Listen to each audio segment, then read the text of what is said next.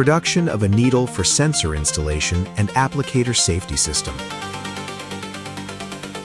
As part of the CGM system development, MLC has designed a high-precision medical needle that is used to insert the sensor into the human body. The needle is designed by the company's engineers and is made of medical stainless steel in accordance with European Union standards. The needle is a disposable product and has a distinctive geometry compared to standard medical needles. Sharpening is performed with micron accuracy, which allows the sensor to be installed with minimal discomfort for the user.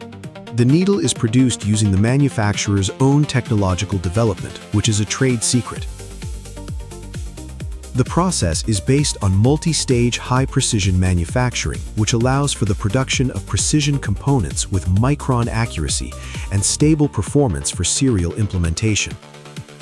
Each needle undergoes multi-stage quality control, including visual and computer inspection, which ensures consistent performance at the level of serial production.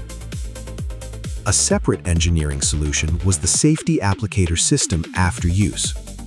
Once the sensor is installed, the needle automatically shoots into the applicator mechanism and is completely locked inside the housing, eliminating the possibility of accidental contact or reuse. This makes the device safe for further disposal and eliminates the risk of accidental injection after use.